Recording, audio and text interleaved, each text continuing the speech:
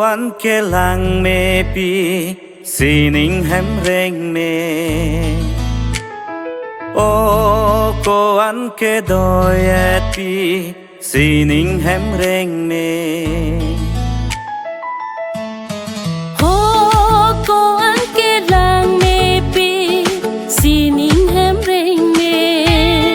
ho cô an ke doi et pi sining hem reng me che than ne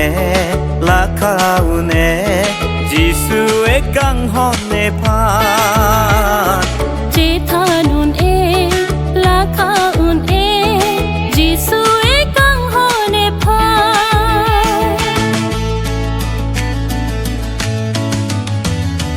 sining ang song a chiklo long song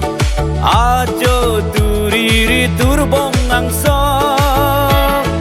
pini bi moni da tam ring do pro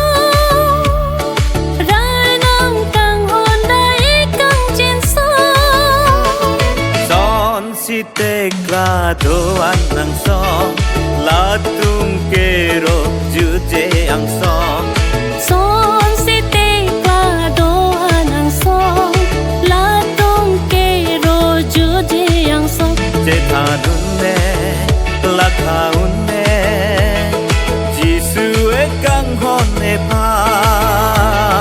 che thanun e la khaun e jisu e kang hon e pha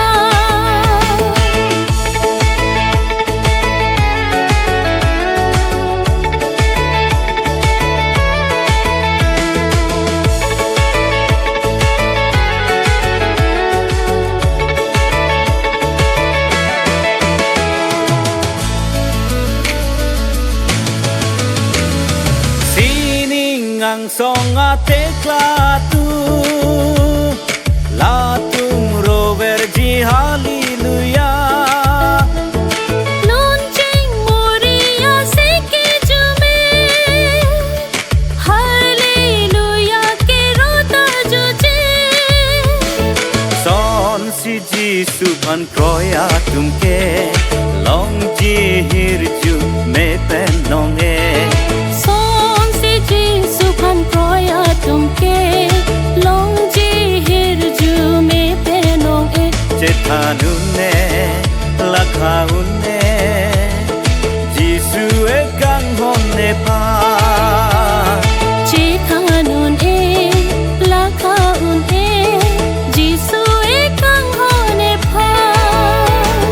che tha nu ne la khaun ne jisu e kang hon ne pa